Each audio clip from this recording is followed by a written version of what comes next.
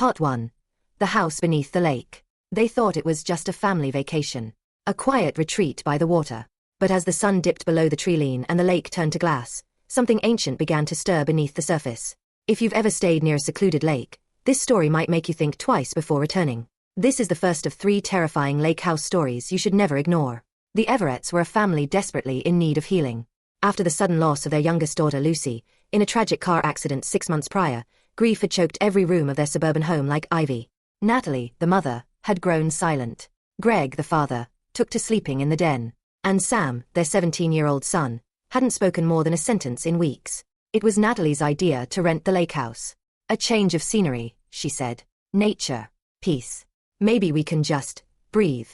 The house sat alone on the far side of Stillwater Lake, the kind of place you had to drive an hour down cracked asphalt roads to reach.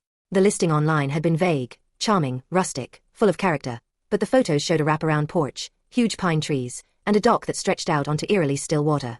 It looked peaceful. Deceptively so. They arrived late afternoon. A crimson sun hung low in the sky, bleeding color into the lake. The house was older than expected, with weather-worn siding and moss clinging to the steps. A small wooden sign swung above the porch, Loon's Hollow. As Natalie stepped onto the porch, the wood groaned beneath her feet. "It's got charm," she whispered, forcing a smile. Inside, the layout was strange. Too many hallways, oddly slanted walls, and old photographs of strangers that hadn't been removed. One, above the fireplace, showed a family standing on the same porch, smiling stiffly, as if caught in a moment just before something went horribly wrong. That first night, something felt off. Sam couldn't sleep. He wandered into the kitchen around midnight, his bare feet creaking on the wooden floors. The windows looked out over the lake, black as obsidian under the night sky. As he opened the fridge, the power flickered, then died with a soft pop. Total darkness swallowed the house. He stood frozen, trying to adjust his eyes, when a light appeared outside, soft, bluish, and rippling like it was underwater. Sam stepped closer to the window. The light moved. It wasn't a reflection. It was coming from the lake. He backed away, confused, and nearly screamed when something knocked, hard, on the back door. 3 sharp raps. Then silence. The lights came back on. Greg dismissed it the next morning. Old wiring. Maybe a raccoon. Let's not make this something it's not. But Sam insisted. There was a light in the water, Dad. It was glowing. Natalie looked pale. Let's just try to enjoy the trip, okay? They agreed to go hiking that day, hoping to shake the tension. They left early, except for Sam, who stayed behind under the pretense of being tired. But really, he was curious. He wanted to see the lake in daylight. He stood at the edge of the dock. The water was completely still, unnaturally so. Not even a ripple. He peered down, and saw something that made his blood go cold. There, beneath the surface, lay the outline of a house. He squinted. Yes. A peaked roof. Windows. Even a chimney. A house, resting at the bottom of the lake like some drowned relic. He ran back inside, heart pounding. He grabbed his phone, ran back, and snapped a picture. But when he looked at it, there was nothing. Just murky water. That night, the dreams began. Sam dreamt of a woman in white, standing on the dock, dripping wet. Her hair covered her face. She whispered, "Help me." And when he tried to run, he couldn't move, like the air itself had thickened. When he woke up, there were wet footprints in his room. Natalie began to act strange, too. She spent hours staring at the lake from the porch, her lips moving silently. Greg, growing agitated, claimed he heard scratching behind the walls at night, like something was crawling through them. 3 days into their stay, Natalie disappeared. Sam found her the next morning on the dock, soaked to the bone, shivering and barefoot. Her eyes were wide with terror. She whispered, "She showed me. She showed me what happened." They packed that afternoon, but the car wouldn't start. No signal. No neighbors. That night, the lake called again. Sam awoke to the sound of someone crying. He followed it downstairs and saw his mother, standing at the shoreline, waist deep in the black water. She was speaking to someone. Greg ran out to pull her back, but as he reached for her, a pale hand reached up from the water and gripped her ankle. She screamed. Greg pulled hard. For a moment, it looked like he might lose her, but the hand released. They tumbled onto the shore, both gasping. The next day, they finally left. A tow truck from town managed to jump the battery. They didn't speak a word on the drive back. Months later, Sam did research on the property. In the 1960s, a small settlement had existed near Stillwater Lake. During a violent storm, the dam upstream failed, and the entire area was flooded. Several homes, including one belonging to the Dawson family, were submerged. Only 2 bodies were ever recovered. The others, including a girl named Clara Dawson, were never found. And the house. It had belonged to the Dawsons. They never returned to Loon's Hollow. The listing quietly disappeared from vacation sites. But Sam still dreams of the girl in white. And sometimes, when he closes his eyes, he hears her whisper, "Help me." Part 2. The cabin across the water. A group of friends thought they were alone on the lake.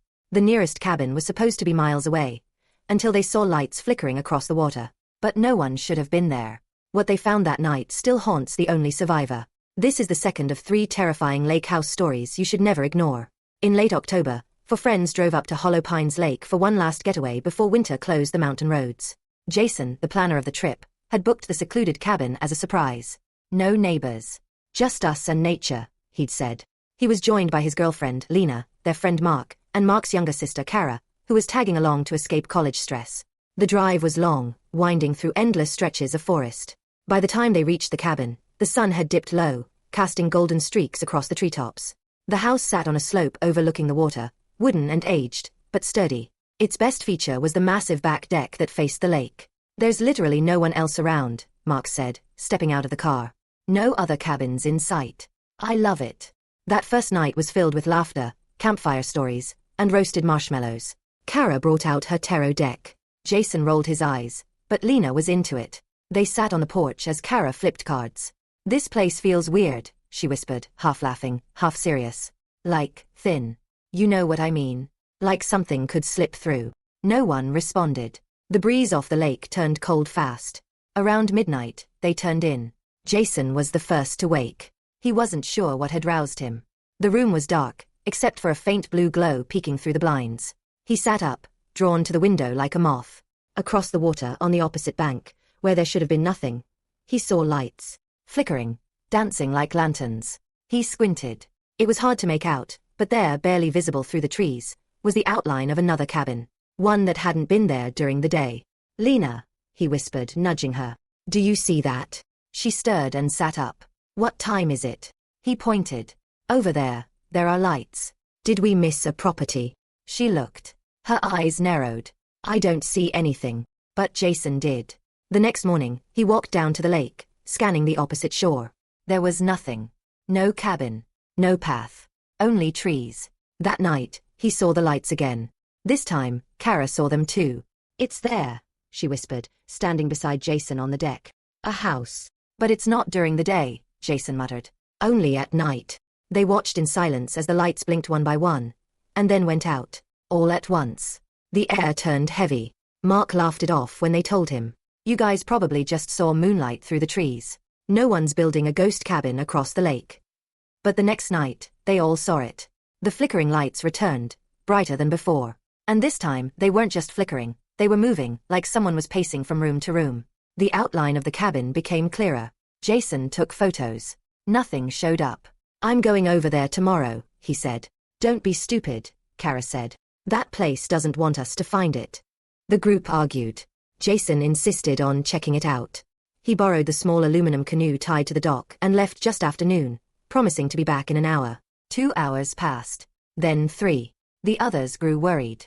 Kara, barely holding it together, begged Mark to go look. "I'll go," Lena offered. "We'll both go." As they pushed off in the canoe, the sky began to cloud over, casting long shadows on the lake. They reached the other side and searched the trees. Nothing. Just dense forest. No sign of a structure. They shouted Jason's name. Silence. Then Lena noticed something. Boot prints. Deep ones, leading into the trees. They followed. After 10 minutes, they found the cabin. It was real. Old, rotting, windows cracked and boarded. It looked abandoned for decades. Not like it had last night. The door creaked open when they approached. Inside, the floorboards were damp and covered in black mildew. Dust floated thick in the air. The rooms were empty, except one. In the back was a long table, set for dinner. 4 plates. 4 chairs. Food rotting on each plate. Mold-crawling bread. Meat that looked wrong. Lena screamed. The chair closest to them was still warm. Mark pulled her away. "We're leaving. Now." They turned to run, but the door had closed. A slow creak echoed behind them. Standing in the hallway was Jason. Only, it wasn't Jason. His eyes were wrong. Cloudy. Skin pale and sagging. He smiled, lips dry and cracking. I found it, he whispered. Kara screamed. They shoved past him, forced the door open, and ran, through the woods, back to the canoe. They didn't stop paddling until the cabin was out of sight. When they reached their own dock, Kara was waiting, pale, shivering. You were gone all day, she whispered. And I heard footsteps inside. But no one was there. They left that night, driving through the dark, not speaking. Jason never came back. Authorities searched the area for weeks. They found nothing. Not even the other cabin. When questioned, Lena could barely speak. She kept repeating the same sentence. It wasn't him. It looked like him. But it wasn't. 2 years later, Lena received a postcard. No return address. Just a single line written in shaky handwriting. The table's set.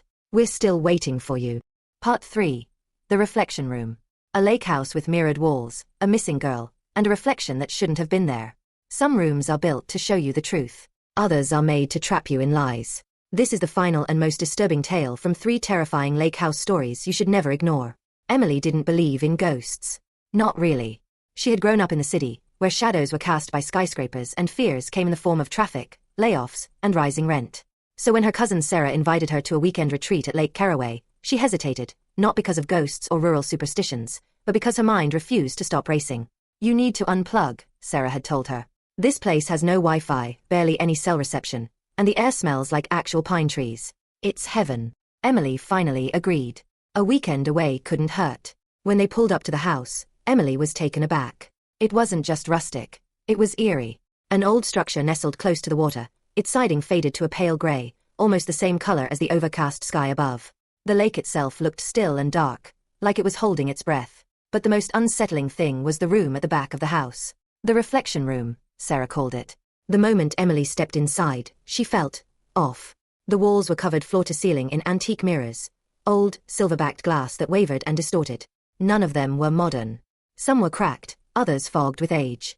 And in every one of them, the reflections lagged just a second too long. I hate this, Emily said, stepping back. Why is this even here? Owners were obsessed with mirrors, apparently. They said this room reveals the soul, Sarah smirked, using air quotes. Creepy but aesthetic, right? Emily didn't answer. She felt watched. When she glanced over her shoulder, no one was there. But in the farthest mirror, she swore she saw a third figure behind them. That night, the house creaked with every gust of wind. Sarah slept soundly, but Emily tossed and turned. The room felt wrong. At 2:13 a.m., her phone buzzed. One new picture received. It was from an unknown number. The photo was dark but unmistakable. It was a shot of her sleeping, taken from the edge of the bed. She leapt up, checked the door. It was still locked. She ran into Sarah's room, phone in hand. Sarah rubbed her eyes groggily. What? Emily showed her the picture. You're messing with me, Sarah said. Did you set a timer? No. I didn't take this. They scoured the house. All windows locked. No one inside. The next morning, things got weirder. Sarah was missing. Her bed was perfectly made. Her phone was still on the charger. Shoes untouched. No footprints leading outside. Emily panicked. She called the local police, who searched the woods and questioned everyone in nearby cabins. No one had seen Sarah. But something strange happened during the search. An officer, while walking past the reflection room, glanced inside and gasped. Was that your cousin? He asked Emily, pointing at the farthest mirror. She ran to look. Sarah was there. In the mirror. She looked terrified, trapped behind the glass like a reflection with a mind of its own. She mouthed something. Don't trust the mirror. Don't look too long. Then she was gone. The officer backed away, shaken. I must have imagined that. But Emily knew what she saw. The house was sealed off for investigation. Emily left, but she couldn't shake the feeling that Sarah was still inside. That night, she rented a motel and stared into the bathroom mirror for over an hour. Nothing. Until the lights flickered. Behind her, for just a second, she saw the faint outline of Sarah. Her face gaunt. Eyes wide. Mouth open in a silent scream. The reflection didn't match the room. She spun around. Nothing. And the mirror? It rippled. Like water. Emily drove back to the lake house the next morning. The place was empty, left open during the investigation. She walked straight into the reflection room. One by one, she stared into each mirror. Some showed her as she was. Others showed things slightly off. Her hair different. Her smile too wide. One version of herself didn't blink. Then she found it. The one at the far end of the room. It didn't show her at all. It showed Sarah, standing in an identical room, sobbing. Emily touched the mirror. It was cold. Then, warm. Then it pulled. Her hand sank into the glass like it was liquid. Before she could pull back, she was yanked inside. She fell forward and landed on hard wooden flooring. The world was silent. Everything looked mirrored, like she was on the other side. Emily, a voice whispered. She turned. Sarah. They hugged, trembling.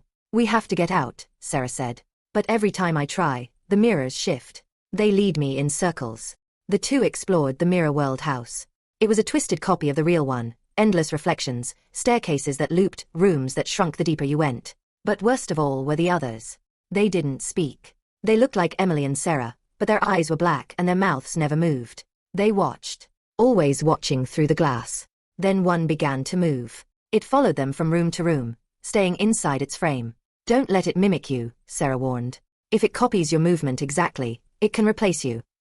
Emily began to panic. The mirror Emily raised its hand, same time. Turned its head, same time. Emily stumbled back. I don't want to be here anymore.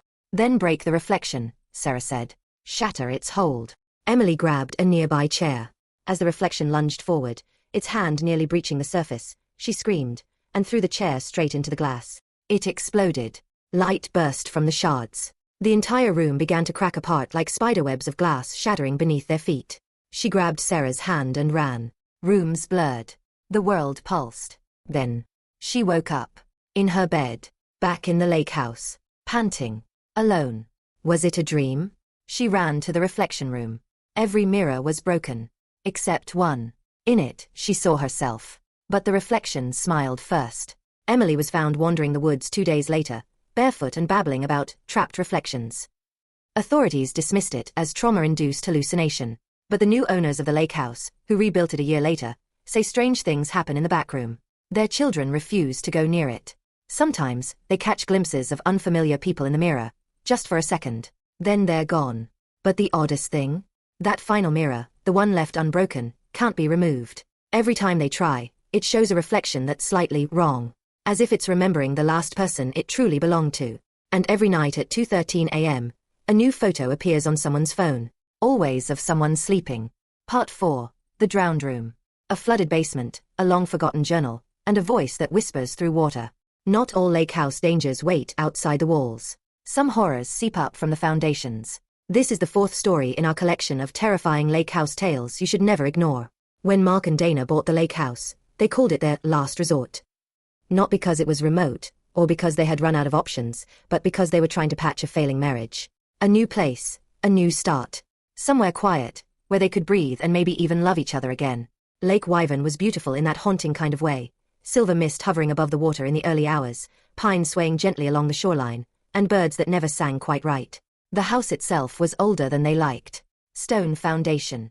Slanted floors. A fireplace that hadn't been used in decades. But it was cheap. Too cheap.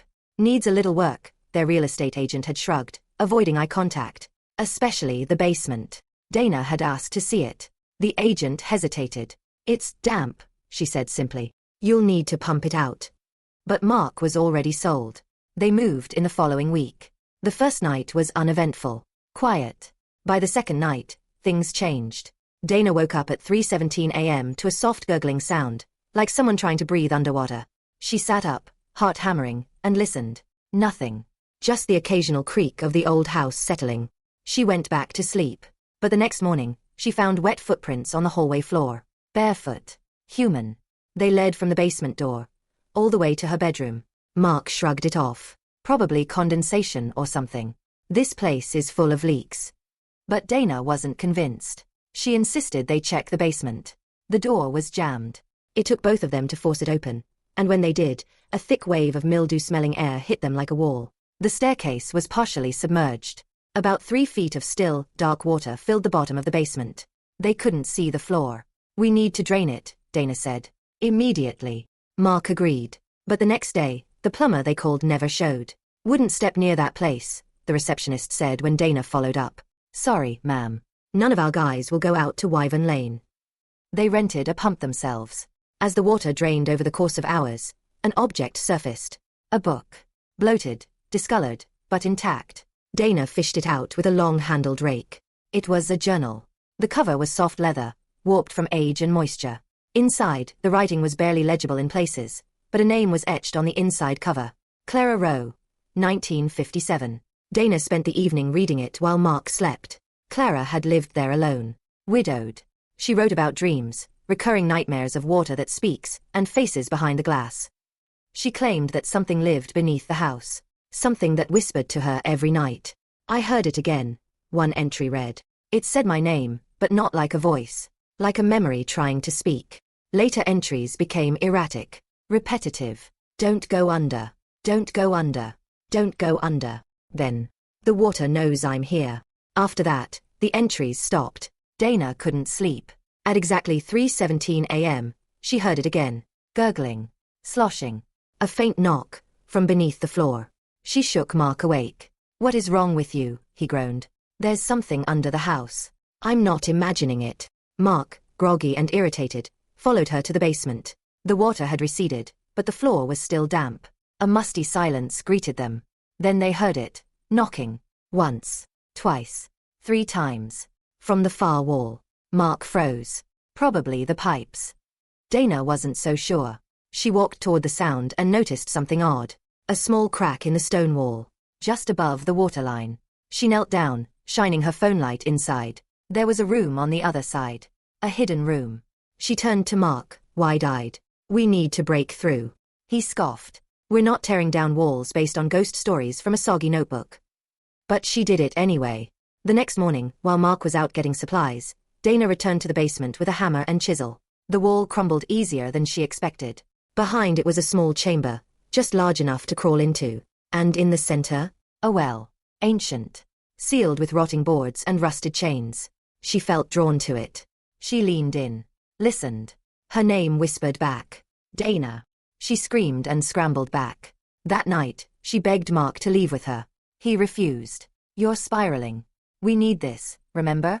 This is our fresh start. But Dana wasn't sleeping. She heard it every night. 3:17 a.m. Whispers. Footsteps. Sometimes gurgling from the sink or bathtub even when the taps were off. Then the dreams started. In them, she stood at the edge of the well. A pale woman with black eyes stood across from her, smiling. Behind the woman, the well opened like a yawning mouth. Come under, she said. It's waiting. When Dana awoke, her pillow was soaked, and her feet covered in silt. She had sleepwalked, again. The next morning, Mark was gone. His car still in the driveway. His wallet on the kitchen counter. But wet footprints led down into the basement. Dana followed them, heart thundering. The basement door swung shut behind her. Down the stairs. Through the broken wall. Into the chamber. The well was open. Water dark as ink swirled inside. Then she saw it, his hand, floating just below the surface. She screamed and reached in, but something grabbed her wrist from below. She saw a face. Not Mark. Not Clara. Something else. White eyes. Hollow. Smiling. She pulled back with all her strength, falling onto the stone floor. The hand disappeared. The well sealed itself, as if it had never been open. Dana was found 3 days later, wandering barefoot near the edge of Lake Wyvern, repeating the same phrase over and over. It took him. It took him. It knows I'm next. The lake house remains abandoned. Locals say every new moon, you can hear knocking from the foundation. Always at 3:17 a.m. They bought the house to save their relationship. But some places don't offer redemption, only ruin. The journal, the well, the drowned man. They're all just pieces of something older. Something that doesn't live in the house, but under it. So if you ever hear whispers coming from below, or see footsteps that lead nowhere, remember, not everything that sinks stays dead. And some rooms are built to drown you in silence. Part 5. The reflection beneath the ice. A lake house frozen in time. A reflection that isn't your own. Some mirrors don't need glass, they just need ice. This is the final story in our series of terrifying lake house tales. And perhaps, the most disturbing one of all. The Winters family arrived at Deep Hollow Lake just before the first snow. Maxine Winters, a successful botanist, had rented the cabin to work on a winter research project. Her husband, Evan, a children's author, brought their son, Leo, hoping the time away from the city would spark new inspiration. They expected snow, silence, and maybe the rekindling of a fading intimacy. Instead, they found something else waiting beneath the frozen lake. The cabin itself was quaint, wooden beams, a large stone fireplace, and an entire wall of glass that overlooked the lake. At the time, the water was only beginning to ice over, a silver skin glistening under the sun. Maxine found it beautiful. Leo, though, was immediately unsettled. "There's something under the ice," he whispered on the first night. "What do you mean, sweetheart?" she asked gently. "I saw it. When I looked out the window. It looked back at me." Evan laughed it off. That's what we get for letting him watch that cryptid show. But Leo didn't let it go. The next day, he refused to go near the water, wouldn't touch snow that came from the lake's direction. And when Maxine found him standing silently in front of the glass wall at midnight, she almost screamed. He was whispering to the ice. By the third day, the snowstorm hit. Heavy, thick drifts buried the cabin. They lost power. The landline was dead. Their cell phones gave only static. They were trapped. Evan started a fire. Maxine rationed food. Leo spent every waking moment sitting by the frozen lake, staring into it like it was a mirror. "He says it's not cold under there," he told them one morning. "Who does?" Evan asked. "The boy who looks like me." Evan grabbed Leo's shoulders. "Listen to me. There is no boy under the ice. You're imagining things." Maxine began to worry that the isolation was getting to their son. Until she saw it. That night, after Leo had gone to sleep, Maxine stood by the window with a mug of lukewarm tea. The wind howled across the lake. Ice cracked somewhere deep beneath the surface. Then something moved. A shape. Not in the snow, but in the reflection of the cabin window. It wasn't hers. It was standing beside her, but there was nothing there in the room. She blinked. It smiled. She dropped the mug, shattering porcelain against the floor. The reflection was gone. They tried to leave the next morning. The car wouldn't start. The snowmobile was buried in a drift and wouldn't power up. They were alone. That night, Leo disappeared. They searched the house, the attic, the basement, even outside in the storm. Maxine finally saw it, bare footprints leading across the frozen lake. They followed them. Halfway across, Evan slipped and screamed. "Look!" he shouted, pointing down. Beneath the ice, in the deep blue void, a boy floated. Face up, eyes open, smiling. Maxine dropped to her knees and peered closer. The boy was Leo. But he blinked. Alive. Aware. Watching. Then, from the forest's edge behind them, they heard laughter. Leo's voice. But twisted.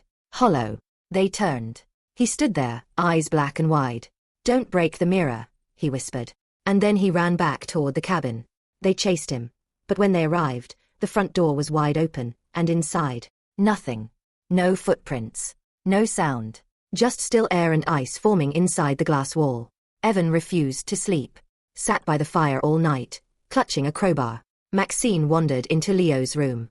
Everything was in place. Except one thing. The mirror on the wall was fogged from the inside, and a message was written in it. "Only one can stay." She didn't sleep. In the morning, Evan was gone. No struggle. No sound. Just wet footprints across the wood floor, leading to the lake. She followed them alone. The lake was frozen solid. No cracks. No signs of disturbance. But as she turned back, she saw something else. Her own reflection in the window of the cabin. Only it wasn't hers. This version of herself was grinning. Her head tilted at an unnatural angle. And her eyes were hollow. She ran inside. There, she found a journal tucked beneath Leo's bed. One that hadn't been there before. It was old. The pages yellowed. It belonged to someone named Sarah Quinn. The final entry read, "The lake takes what it needs to keep the reflection alive. My son is not my son. He is glass now, cold and empty and watching. I tried to run, but it always knows. I look in the mirror, and it smiles before I do." Maxine dropped the book. Behind her, glass cracked. The sound echoed across the cabin. She turned to the window, and saw herself standing on the other side of the glass, from the outside, waving. Inside, she stood frozen in place. Or was she? The reflection stepped forward. She felt her feet move, unwillingly. They were trading places. Her hand touched the freezing pane. And with a final whisper of ice, the world flipped. She stood outside, cold, voiceless, watching the real world drift further away. Inside, the other Maxine picked up the book. And smiled. The lake doesn't just freeze water. It freezes moments. People. Realities. Every winter, another family is trapped in a mirror image of themselves, forced to watch their reflections live the life that was once theirs. So if you ever stay in a lake house, and the snow piles too high, and the mirrors fog from the inside, don't look too long, because it might look back, and it might not blink when you do.